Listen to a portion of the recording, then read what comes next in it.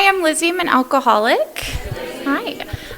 My sobriety date is May 1st of 2017. I have a home group meeting that I go to every week, and I have a sponsor who I'm current with that helps me so much in my step work and just in my day-to-day life. I just want to start by saying how grateful I am for Alcoholics Anonymous. This program has given me everything that I have today. It's made me the person that I am today. Before I got sober, I had pretty much... Is this too loud? Is that okay? Okay. Before I got sober, I had lost everything in my life. I had no relationships with my family, no friendships, no job, no money. I was just a broken person, and I didn't know what was going to happen to me. And I honestly didn't really care what happened. And AA has really given me all of those things back and more. I know that a lot of people say this in AA and in meetings, but if I had made a list at the beginning of my journey with sobriety of all the things that I wanted, I would have sold myself so short, because it's just been the best. I couldn't ask for a better life today, and so I'm just really grateful. So I just want to start with that before I tell you what happened before. So I, like Laura said, I'm from out of state. I was born in San Diego, California, and I was born to two very loving parents that were married. I have a brother that's 10 years older than I am. And we have the same parents, so we were all in the same family. And growing up, I really had a good childhood. From the outside, at least, it looked really perfect. Like we had everything we ever needed. I didn't really want for anything, and my parents loved me a lot.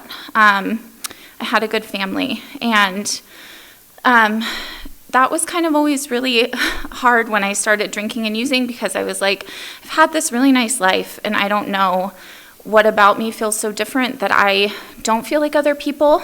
And I just always felt like something was really wrong with me. And now I know that's just alcoholism. But I went to a really small, tiny little elementary school, and I was raised Catholic. And when I was in elementary school, some things happened, mostly one event. And it wasn't something that happened inside my family. It was like an outside teacher situation. And it really changed who I was as a person. I mean, I was only like 9 years old, but from that point on, I had just really crippling anxiety. Like I would call my mom every day to get picked up from school. I just felt like just awful all the time. And again, like I had this really nice family and really nice life, but like this thing had happened and I just felt different. And that was also my alcoholism, just making me feel like something was wrong. And when I went to this school, it was a really tiny class of people. Like I graduated middle school with like 12 kids in my grade. And so it was a small school. The girls there were very, very mean. And so they were very mean. And so I went to school every day with like problems. Like I would call to get picked up, and it was just really, really hard.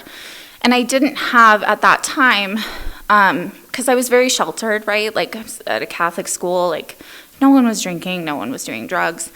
And so I was really sheltered, so I had nothing to turn to, so I was just living with it day in and day out, which was miserable. And so when I got to be in middle school, and I just want to say too that like while my family was amazing, my parents, especially my mom, they were very image focused. Everything was about like how we looked, like what we did and how we portrayed ourselves to like the outside world. And that also caused me a lot of stress and anxiety. And so when I got to the end of middle school, I asked my parents, I'm like, can I go to this like public high school? And I thought that would solve all my problems. And so I went from this really tiny Catholic school to a high school with 1,000 kids in my grade. And I knew no one. I didn't know a single person at the school. And I walked in that day and I was like, what the hell did I do? Why did I do this? But I got there and I knew no one. And so I ended up meeting this girl who I had grown up with. She had lived on one of my streets growing up, and she was a bit more wild than I was. Like I said, I did not have any really experience with drugs or alcohol or boys or anything like that. And so when I met her, she was introducing me to some things that were pretty out of my comfort zone. But I would go over to her house, and she had very loose parents. They really didn't care what we did. And my parents were very, very strict. Everything was monitored. I had like curfews and everything. And I remember like before I went to this high school, my parents sat me down and they were like, just so you know, like, this is going to be very different from what you're used to. You know, there's going to be drinking and there's going to be drugs at this school. And I was like, that will never happen to me. And it's just scary that I thought that. But how was I to know, you know? And so when I started hanging out with this girl, I was about 15. I was 15 when I had my first drink of alcohol. And it was game over from that first drink. I never stood a chance against this disease. I was an alcoholic before I took the first drink, and it was just like game on from there. So throughout high school, I started getting in a lot of trouble. And I think my parents were very scared because they had this like very sheltered little girl growing up, and all of a sudden I was drinking and driving. I was blacking out at parties. Like I came home from school one day in the middle of the day, I'd driven myself home and I was drunk. And my parents were like, what the hell is going on? My dad traveled a lot for work, and so me and my mom were probably unusually close. Like we were best friends, but she was also incredibly strict, and I was not allowed to really get away with anything. And so when I came home drunk that day, she was just beside herself and was like, oh my God, like it's happening. And she had no idea like what was coming. And so from that day on, they bought a breathalyzer off of Amazon. Yeah, it was not good. And I would come home from parties and they would breathalyze me. I would come home from school and they would breathalyze me. And they were starting to try to control my drinking, and it didn't work. And so I kind of learned, like in my mind, I'm like, well, if I only drink this much, then I won't get in as much trouble. I won't get my phone taken away. Like I was trying to like work the system. But I remember there was one night I got so wasted at a party, and I came home, and it was the night before we were supposed to fly out for my grandpa's 90th birthday. And my mom was just livid. She was like, how could you ruin this for me? And I was just so drunk. I stayed up all night, and they made me get on the plane the next day. And I got to Connecticut where we were going, and I drank that day. Like my brother, I remember sneaking me drinks. And so this just continued on. I ended up finding like another group of friends at the high school, and it got a little bit better, but I always drank more than all of them. It was always more. Nothing was ever enough. And so once I like got through high school, like I said, my parents were very, very strict.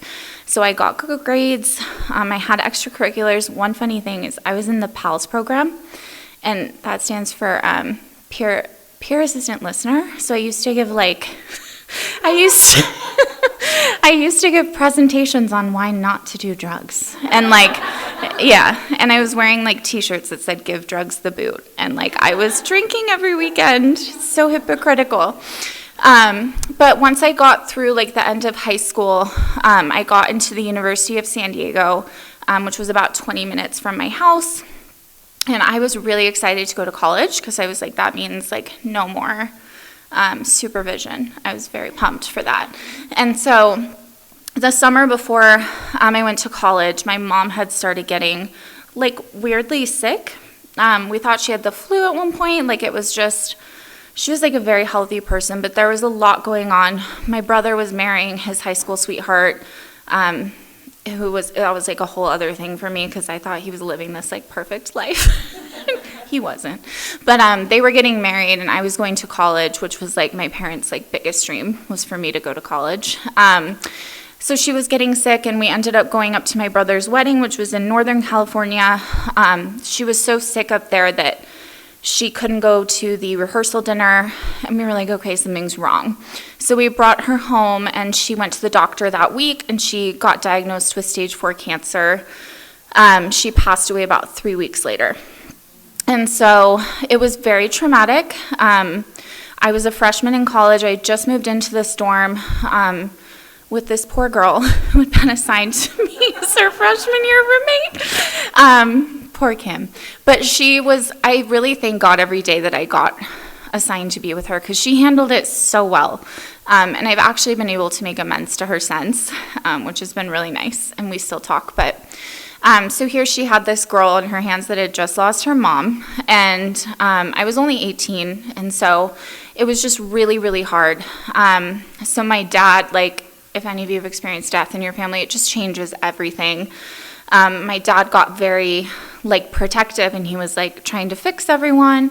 My brother was really, really mad. I've never seen someone so angry about an event happening. And I just got very, very drunk all of the time. And I remember, like, being at the funeral, couldn't cry. I was just, like, so numb to everything. And so then I'd go home and I would just chug vodka, and then I would cry. And so I was, like, associating alcohol with, like, being able to show emotions and, like, acting what I thought was, like, normal. Like, who doesn't cry at a funeral? But, like, I realize now as I've gotten older, that was just, like, shock and grief. There's no, like, one way to grieve. And so after that happened, I was, like, such a mess. I failed my first semester. I remember, like, the dean sitting down with me being like, you've really got to get your grades up, you know? And hindsight's 20/20. I should have taken a semester off. I didn't. And so I kept failing out of school. And this was what started, honestly, one of my biggest resentments is against the University of San Diego. No offense if anyone went there. It's a good school. But I really was so resentful at them because I didn't think that they handled it the way that they should have. It was a dry campus, which for an alcoholic like me didn't go very well. I was always in this guy named Sean's office, and he was always telling me, like, you have a drinking problem. Like, you've got to knock it off. And I was like, okay. So I ended up getting kicked out of school. They dismissed me, which is, like, a really nice word for expelled. And at that point, I was so delusional. Like, my drinking had really, really taken off really bad. So I was so embarrassed that I had been kicked out of school, and I lived in an off-campus apartment, and I would buy all the textbooks and sit at my kitchen table and act like I was in school. And my roommates were like, oh, are you, like, going to class? And I'm like, I'm not going to class in my head, but like, I've not even been enrolled in classes this semester. And so that's just, like, where I had been taken. Like, my mind was so gone, you know, and I was, like, dealing with this death and just trying to, like, survive. I ended up going to see this psychiatrist that a lot of my family members had been to, and he was like, oh my God, you're so depressed. And I was like, no, obviously, yes, I'm very depressed. And he prescribed me a stimulant to help me feel better, and that was what started my prescription pill addiction. I always say, like, alcohol, drugs, it was always one thing or another. If I had the choice to choose, I probably would have taken all of them. But that was, like, what started things getting really, really bad. I took the whole prescription in 2 days. I didn't see why that was a problem. I just remember feeling really weird. So at that point, like, my dad had found out that I was, like, no longer in school. So I moved home to be with him, and when I got there, he had been prescribed some other prescription pills to help him sleep. And my selfishness, I was so selfish, I didn't even think, like, this person's just lost their wife. I was just thinking, like, give me those pills, like, that's what I want. And once I took one of those, it was just, like, I know I keep saying, it was just, like, over from there. Like, I just kept getting worse and worse and worse, and it just kept progressing. And I started to feel really desperately lost. Like, I didn't really see a way out for myself, but I was also so delusional and in such denial that I was like, well, I can just keep going like this for the rest of my life, and things will be fine. And things were not fine at all. Around that time, I got my first DUI. And I remember telling everyone, like, everyone gets a DUI. It's not a big deal. And that's, like, really scary, right? Like, I could have killed someone, I could have killed myself, and here I am just like, no, everyone gets one of those. It's like a rite of passage. And so my dad was like, okay, like, you're not doing well. And I was still living with him, and so he, like, had a connection at this pizza restaurant. And this pizza restaurant played a really big role in my sobriety, like, strangely enough. It was where I was introduced to AA pretty much for the first time, in, like, a positive way. I had heard about AA before, but I really had no idea what it was or what it was like. And so, my use had gotten really bad at this point. And when I got this job, I really had nothing going for me. I wasn't in school. I didn't have any real work experience. Like, I had told my dad I was a nanny, and I had no nanny job. Like, things like that, where it's like, whoa, like, this has gotten really bad. So I started working, it's like a literal hole-in-the-wall pizza restaurant, and I was the only girl that worked there, and I thought I was so cool. It was just like a bunch of surfer guys that worked there, and they were really, really into cocaine, which was perfect for me, because I was like, yes, please. So I started doing drugs with them and drinking with them, and pretty much I'd go to work, and I would drink and use my whole shift. And I would steal money, a lot of money from the cash register. So it was like such a hole in the wall. They didn't have cameras. They didn't really have any security or anything. And so at the end of the night when we were doing our tips, I would just take a lot of money out for myself. And it's crazy because I didn't think anything of it. I really thought I deserved everything, that everything should be handed to me, and I really didn't see anything wrong with it because it was fueling my habit, and like that's all I needed, is I needed drugs and alcohol. And so while I was working there, there was this group of women that would come in. They would come in every single Monday night for like a pizza slice and a soda, and we sold alcohol at the restaurant. And I remember always thinking it was super weird that no one was getting drinks, because I was like, that's very strange. I don't know why you'd go to dinner with no drinks. And they were always really nice to me. And one of them told me later, she's like, I could see it in your eyes that you're an alcoholic, that you were like one of us. And I was like, okay, well, I'm glad someone was recognizing what was going on. But they were really nice to me. And before I even got to AA and heard the phrase, like, find someone who has what you want, I wanted what they had because they looked nice, they looked normal, they seemed to have families, like all the things I was starting to lose. And they would ask me how my day was, which was a big deal for me because at this point, like, people were not really wanting to be around me anymore. And so I remember asking my coworker one night, I'm like, what are these women doing every Monday? And he's like, they're going to the AA meeting up the street. They come here before AA. And I was like, that's crazy. Like, why would anyone ever want to be in AA? Like, that's insane. And one of them ended up, when I had to go back to California, she ended up sponsoring me. And she would always, like, tell stories about seeing me at the pizza restaurant and being like, she's not doing well. But this was, like, really where my higher power is God. God started planting AA in my life. And like showing me kind of just a different path. And I really believe not in coincidences. I think that everything happened really exactly as it was supposed to. There was one day that I brought drugs to work, like I did every day, and someone found them in the bathroom. They told my shift supervisor that they were going to call the police. So he called me, and I was at a bar up the street on my break. And he was like, you have to leave because the police are coming.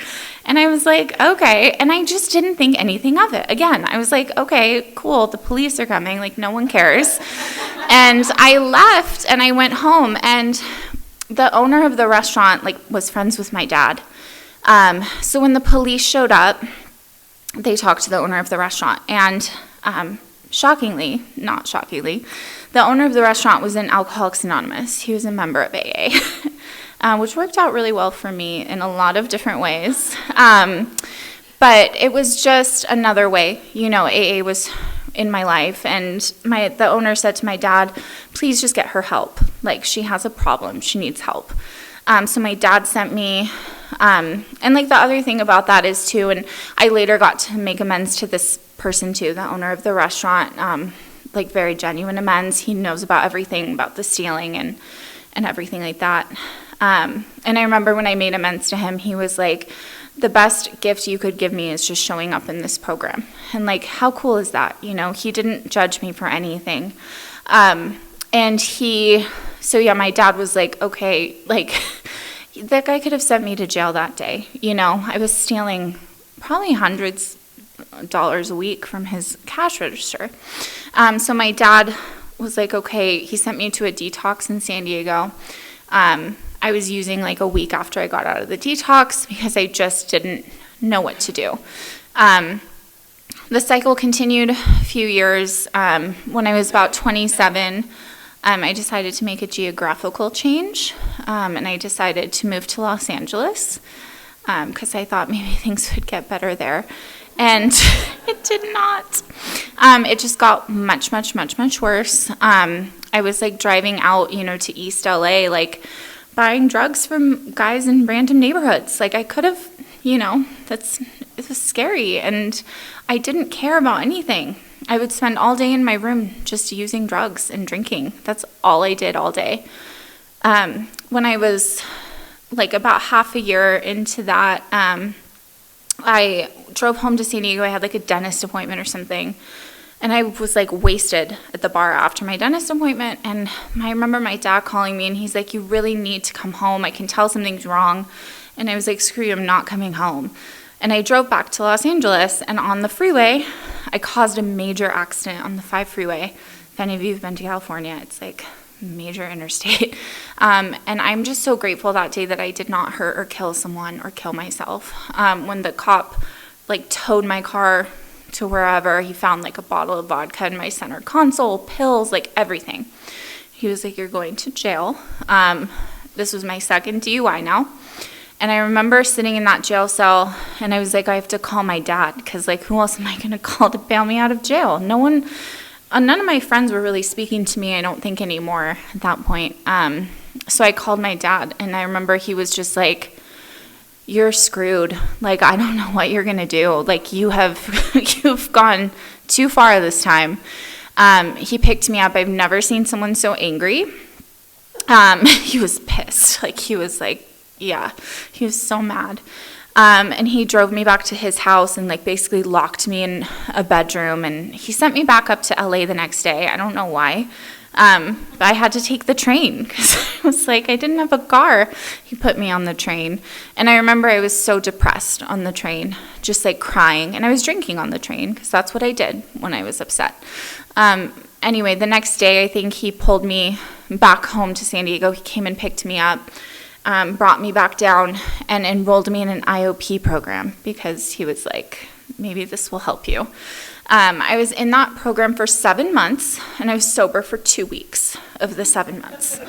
And you can imagine like how stressful that was for the people running that program, right? I had tried going to the therapist that Laura had gone to, and he was like trying to help me. And then I was in this IOP too. And they were big on AA at this IOP. And they would have little meetings with me and say, like, you have to go to AA. Like, you really need some help. And I was like, I'm not going to AA. Like, AA is for, like, people that really need help. Like, I can't, as if I wasn't, like, in a dire state.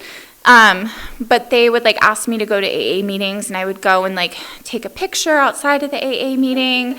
And I was like, I went. It was nice. I loved it. And they were like, it's clear you're not going. But I was so delusional that, like, they would drug test me, and they would hand me a printout of my drug test, and I'd be like, that's not mine. And they were like, that is yours. Like, you're using. And I was like, I'm not using. But, it was just like all day was spent drinking and using.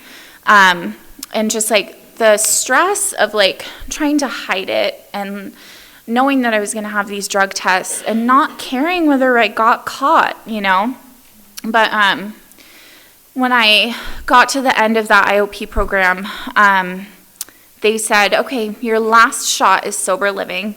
You have to go to sober living. And I was like, never. Like, I won't ever go to sober living. And so I spent a few nights out and about doing God knows what. And I finally got desperate because my car tire popped in a McDonald's parking lot. And I remember just being like devastated because I was like, now my one thing I have, like I don't have a car. So I called my dad and I was like, okay, I'll give it a shot. I'll go to sober living. And at this point, my brother was no longer speaking to me. I was not allowed to see my niece and nephew. I don't have kids of my own, so they were really like all I had as far as like family and kids and all of that. I should also mention too, my dad had like 10 years prior started dating this woman who, bless her soul, she really put up with a lot. And so she was around, and I hated her, like, with a strong passion, because I was like, you're not my mom, and you suck. I just really hated that she was alive, basically, was what the problem was. And so I had her and my dad, like, trying to get me to sober living. No one was speaking to me. I had no friends left. I had no job, and I had no money. I had absolutely no money. So they brought me to sober living one day, and it was like a nice sober living. Like, I don't know why I was so upset. Like, it was like a good house and the people seemed nice. And the owner of the sober living sat me down and she was like, "Are you done yet?" And I just remember crying because I was like, no one had really asked me that before. I'd gotten a lot of like, just stop. Why can't you get it together? I remember one night at dinner, my brother was like, you can change if you want to. And thinking like, I can't though. Like, I can't stop drinking and I can't stop doing drugs and I can't change. And she was like, are you done? And I was just like so emotional. And she was the first person I had really talked to in AA that leveled with me. And she was like, I used to be just like you. She had just celebrated like 8 years sober. And I was like, that's insane. Like, how do you even get 8 years sober? And she like had just gotten married and had like a really nice life. And she was running this sober living. And I really liked her. And when I got into the sober living, they started taking me to like meetings, to AA meetings. And there were 2 girls that lived there that are still sober to this day. They had 90 days. I remember specifically it was 90 days. And I was like, whoa, like that's a long time. And 90 days is a long time. To me at that time, I was like, I could never imagine being sober for 90 days. They would tote me around to meetings and I was still using. But I started to get like a taste of something that I was like, this could be something nice. And I really wanted what they had as well. They had little jobs at a cafe. They were like doing pretty well for themselves. And I was like, that looks nice. Like, I would like to not be stressed every day. And like spending all of my time like finding alcohol and drugs. And so they would take me around to meetings. I started running into those women from the pizza restaurant. And no one was surprised to see me at all. They were like, thank God you made it. But I was still using. And I remember like I was going to take a 30-day chip at this meeting. And my sober living house owner pulled me in. And she was like, your IOP called and you've been using, like we know. And I was like, no, I haven't. And so I still went and I took the chip. And I just remember this awful feeling that day of like, God, I could have this, but I don't have it. And I'm not sober, you know, and I want to be like these other people that are actually sober. And so they drug tested me the next day. It was like an observed UA, so I couldn't fake it.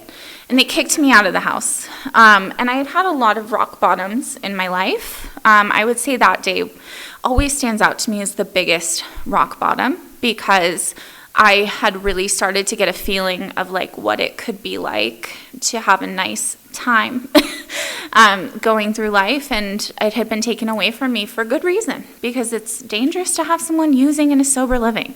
And so that day I like was sobbing hysterically, and I had to call my dad and tell him I got kicked out. That was the second angriest I've ever seen after the time he picked me up from jail. And he was like, okay, well, you're on your own. And I had $0. No one was, like, literally at this point, no one was speaking to me. So I went from, like, hotel to hotel. I had, like, maybe couple $100 left to my name. And then I called my dad that night, and I was like, I'm begging you to let me come home. And he was like, okay, you can come home for one night. So I went home for one night, and the next morning I walked into my intervention. There was a family meeting. It was an intervention, and there was an interventionist there. My dad brought bagels, which I always think was really sweet. I had put him through so much like hell and back, and he still wanted me to have breakfast, and like that was just so evident of like how much he loves me. I'd been put him through so much, and he still cared that much to like have bagels there. And so the interventionist was basically like, there's some things your family want to say to you. It was just like on TV. And I was like so tired at that point that I was like, okay, whatever you have to say. And my brother basically said, I already lost my mom, and now my sister's killing herself with drugs and alcohol. You need to go to rehab. And I was like, okay, fine, I'll give it a shot. And my dad flew me up that day to Utah, and I checked into rehab on April 30th of 2017, and that was the last day that I drank or used drugs. The next morning I woke up in rehab, and I was like, what have I done? Like, this was a huge mistake. I don't want to be here.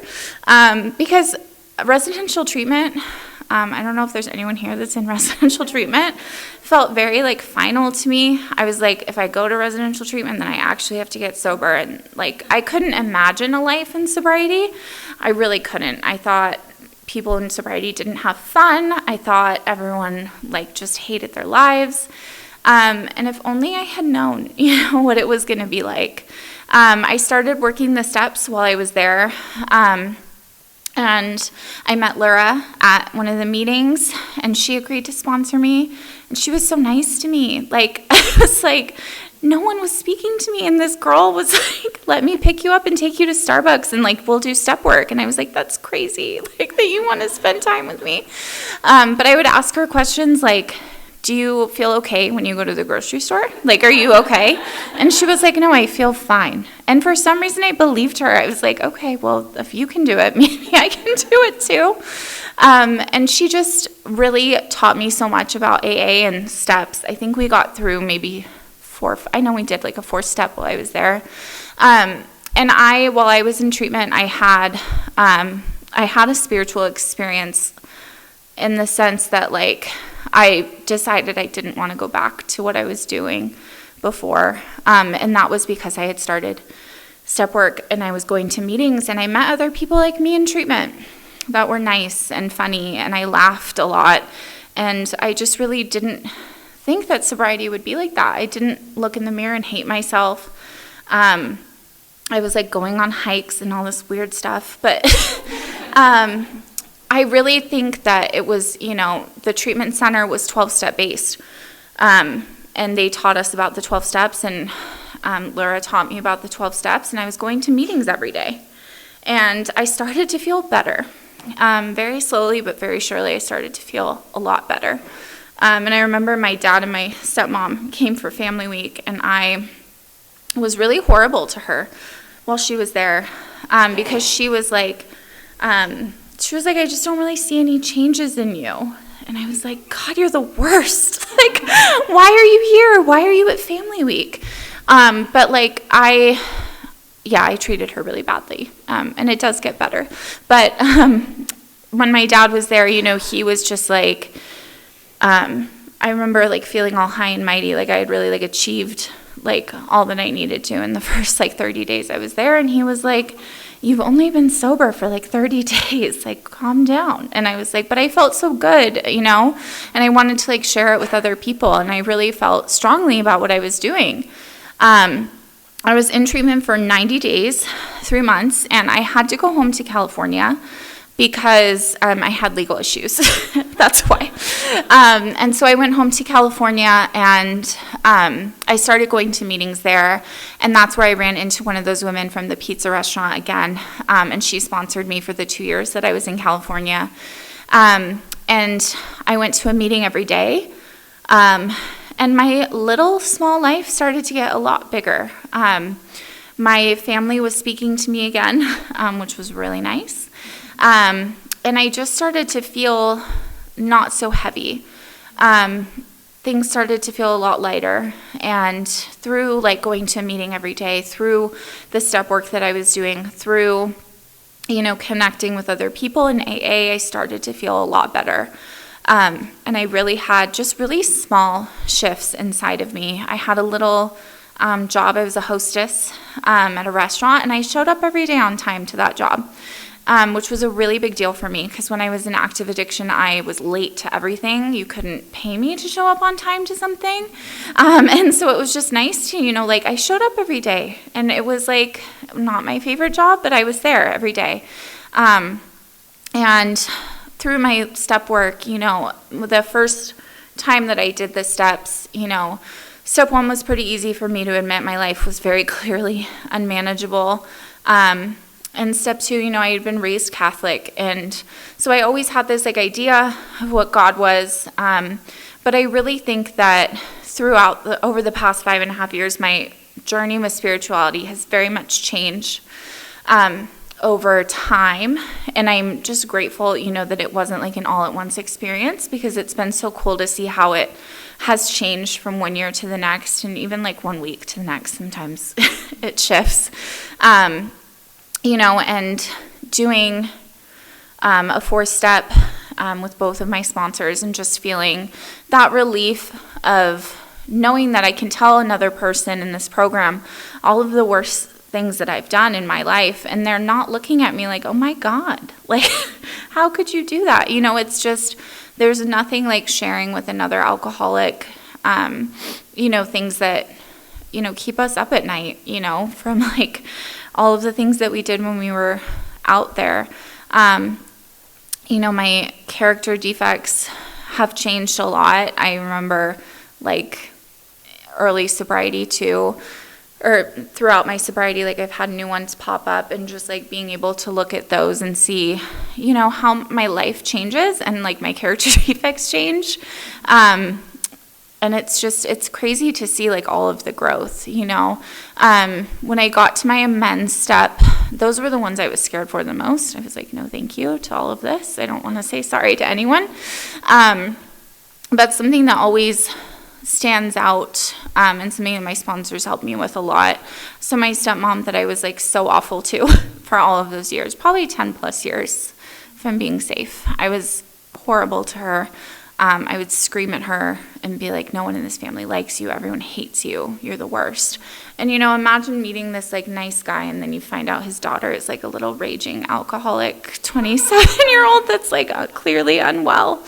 And so I made amends to her the first time I did my steps. It was very, I would say, disingenuous. Like, I was just like, sorry that I was so mean to you. And she was like, it's okay. Like, what is she going to say, And like a few years later, when I moved back to Utah and started working with Laura again, we were doing steps. I just felt like something had shifted in me when it came to her. She had planned this like really nice trip for my dad's 70th birthday. And I don't know, something clicked for me. And I was like, I've just not been genuine in the process of making amends to her. It's not been something that I'm like proud of.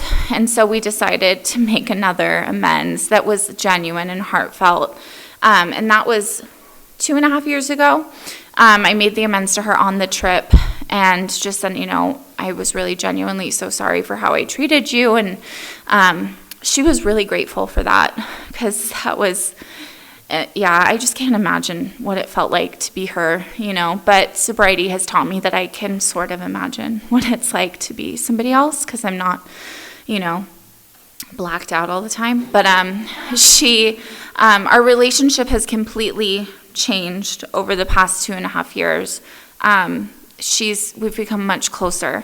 And it's been so nice for her, and it's been so nice for my dad. Like, the amends also extended to him, because how awful to have somebody, your daughter treating somebody that you love like that is just really, really bad. And so that has been one of the coolest things that's happened to me since I've gotten sober, is just like changing those relationships. And before I moved to Utah, like I said, like my niece and nephew were not allowed to see me. Before I got sober, they were not allowed anywhere near me. Before I moved to Utah, I got about I had 2 years sober when I moved here from California, and my brother called me, and he was like, this was like right before I left, and he said, hey, like, we thought of you first if you would be able to watch the kids this weekend. And that was like the first moment that I was like, wow, like, I was not allowed to see these children. I was not allowed to be near them. And now, like, I'm the first person that they're asking to watch them overnight. Like, so it just really showed me that, like, just by showing up, you know, one foot in front of the other and showing up every day, that things were changing for me. I still felt really scared when I moved to Utah because I was like, I still felt, you know, really new in this the whole process. And so even though I had been sober for a couple years, I was terrified to move to a new place. And what I had learned in AA was like really drilled into me was to stay in the middle of AA. That's what I've been taught by my sponsor and just everyone that I know that's worked a really solid program in AA, is to stay in the middle of AA. And so when I got to Utah, that was just like repeating in my mind, I'm like, I've got to stay in the middle. And so I went to a meeting at the Palace, and I raised my hand and I said, I'm new to town. And I still am friends with the girl that came up to me that day. And she just said, I'm so happy that you're here. And there was a women's meeting that's down the street, and you should come. It's on Thursday nights. And so I came to that meeting. And that's where I found Laura again. And I was like, perfect. Like, I would like you to sponsor me again, please. And so I've been working with her, and I started going to that meeting and just making friends, like slowly but surely. You know, I felt like I was back in the middle, and it was like a really scary process, you know, moving to a new place and not knowing anyone and not knowing what it was going to be like. But it really showed me, you know, that AA is wherever I go. As long as I stay in the middle and do what I'm supposed to do, you know, it does work out. And that first year that I was here, I had gotten a commitment at the meeting, and I was just like, yeah, commitments are amazing because they're so, it's never what I want to do, you know. I was nominated to like co-chair the meeting, and I was like terrified. It's like, I can't do this, you know, but that's how I made so many friends through that meeting, is because people see your face and they know who you are, and you have to sit up at the front, and it's like a whole thing. But I'm so grateful, you know, for commitments and for sponsors that push me to get commitments, like a strong suggestion, not just like a suggestion, but like, yes, you will be the co-chair, if you would, yeah. And so just, I'm grateful, you know, that was always drilled into me, is to have commitments at meetings, and to go to coffee after the meeting. If someone invites you to coffee, go to coffee, because that's how I met, you know, so many people, is like fellowship, you know, and talking to other people that were like me. You know, my first year that I was living in Utah, I met somebody and got into a relationship. This was like my third year of sobriety, and that really tested a lot about my alcoholism. Like, I was nuts most of the year, and I would go to meetings and talk about it all the time. They were probably like, is she ever going to talk about anything else? But it really taught me, you know, the importance of like going to meetings and sharing about what's going on with me. And my alcoholism was just so strong during that time. You know, he ended up moving away for a job, and I was like being so crazy. I'm like Googling how to break a lease, you know, like being insane. And I was never going with him, you know. And I really got through that whole experience with AA. Like, that's how I got through it, because there's really only, you know, so much that I can tell myself. Sometimes I have to hear it from other people, and know that, like, no matter what, I can't pick up a drink, because as soon as I pick up a drink, it's over for me. I'm really lucky to be alive in the first place. And I just know that if I drank or used again, I would be done. And so, you know, I've gotten through that in sobriety and dating, and just like a lot of changes. Like, another thing that's been really cool is, so this past year, I started a master's program in social work, and it's been my dream to be like a therapist or to be in social work. But just another story of just like how AA has like very much worked in my life. And it relates a lot to step 3. which is a step that I probably struggle with the most, is turning my will over. I was like dead set on getting into this bachelor's of social work program. I was dead set on it, and I was controlling the entire situation. I was like, I'm going to get in, and I'm going to, do really well there. And I didn't get in. And so, through my like control, and I remember telling my sponsor, I'm like, this is devastating. This is so embarrassing. And she's like, there's another plan. Like, you're going to be fine. And I called my like advisor the next week, and she's like, yeah, you'll just switch your major. You'll be done a year sooner. Like, I would have been in school for another year and a half probably. And instead, I applied for a master's program at the U, and I got in. So I've been doing that this past 4 months. And it's just crazy, because somebody like me that was dropped, kicked out of school, that had like a huge resentment against education, and through, working step work and just continuing to show up, I was able to get into this program. And it's been the most interesting experience, like over the past 4 months. I started school and working full time and an internship. And I had to tell everyone how busy I was all the time, because I'm like, you all must know what I'm going through at all times. And I was really scared, of how that was going to affect my program, because I do know that if I don't have sobriety, I don't have anything. I really don't. And so I remember telling my sponsor I had to switch my home group meeting, and I was like, what am I going to do? This is going to be so awful. And she was like, you'll just pick another home group meeting. Like, so simple. You'll just find another meeting. It's okay. And so I ended up, actually a newcomer at a meeting told me about this meditation meeting in Lehigh. I like to promote this meeting because it's my favorite meeting if you ever need to go. But before this, I did not like meditation. I hated meditation. I was like, I don't understand how people do this. So the meeting she told me about turned out to be a meditation meeting. And I went to the meeting, and I loved it. And it's really changed my view on meditation, and spirituality, and just all of those things. It's like the only quiet hour I really got every week. And it's just like, that's how AA works in my life. So I had big changes. I was told, just pick another meeting. Someone tells me about a meeting, I go to the meeting, and now it's a meeting I go to every week, and it's just like changed my recovery a lot. And like another thing too is sponsorship. I was telling my sponsor, I'm like, there was just a clear point where I was getting very much into my own head, and I was very obsessed with myself and my life, and how much I had going on, which is probably not any more than like most people have going on. And she told me to pray for a sponsee, and I was like, okay, well, that's always the hardest for me, is when I'm told to pray about something, because I'm like, what are the results going to be? And a few weeks later, I met someone that asked me to sponsor them, and it's just been the best part of my recovery this year. Like, I did not know what it meant to care so much about somebody else's recovery, and I, like in a positive way, and I had always been told, through my sponsor, like, you help me too, and I'm like, I just don't really get, like, how I'm helping you. I see, like, such a mess, and just now I know what that means, like, that she's helped me so much in my recovery this year, and so I'm really grateful for that as well.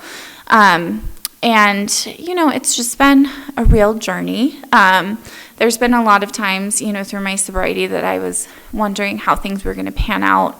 And just like trusting in the process, like knowing that it took a lot of hard work to get to where I am today. But I couldn't do it without AA. I really couldn't. I really feel like it's a miracle that I'm even here. And just that, I have a life really that's beyond my wildest dreams. And, when I think back to like when I first met Laura, and I'm asking her, like, are you okay when you go to the grocery store? Like, that felt so big to me. Like, I was like, how do you do that? I didn't understand how you could even walk down the street and be sober. Like, what do you do? Like, are you okay? And I just don't ever think about drugs or alcohol anymore. I think that was like the biggest miracle of my recovery journey, is like when that obsession to drink or use was lifted, and I did not think that that would ever be possible for me. I remember when I was about 6 months sober, things started to get a bit less challenging on the daily, and I went on this trip with my family to Mexico, and I had just gotten out of sober living. I should mention too, when I got out of rehab, I went back to that same sober living, and they just welcomed me with open arms because they were in AA, which just also shows how amazing this program is. I got to make amends to that owner of the pizza restaurant. I got to make amends, living amends to my dad, to my stepmom, my niece and nephew, my brother, my sister-in-law, like all of the people, all of my friends. But I remember going on this trip, and throughout my recovery, I was really scared of relapsing because I was like, oh God, everyone's going to think, oh, she got this far. And I was really relying on other people in AA, as we do. And I remember I got to that resort, and I didn't have a ton of service, and it was like one of those ones that has like bars everywhere. And I remember thinking like, oh God, like no one would know, I'm not getting drug tested, I'm not getting breathalyzed, like all of these things. And then I had this moment, and I was like, but I would know. Like, I would know. And that was really, like, the biggest thing for me, because I had been doing it for other people for so long, And then it was like it got to that point where I was like, but I would know. And that would be a terrible feeling, And so I just, I want to end just with saying, how grateful I am for this program, for a sponsor, that I just have been shown the way through AA. And just for all of you, like I would not, if there weren't people that fill the rooms, I wouldn't have anywhere to go. And I really believe that, if I had not had AA meetings to go to when I first got sober and know that there were people that were going to be there when I showed up, it would have been such a different experience for me, I just have like a very nice, simple life today because of Alcoholics Anonymous. And I really do believe that this is a very simple program for very complicated people. And I feel really complicated a lot of the time. But if I just keep doing, the things that I know work, even if I have to be led to those things sometimes more than others, if I know that I can just do the next right thing, then I know that things will work out and then I'll be able to stay sober. So that's all I have.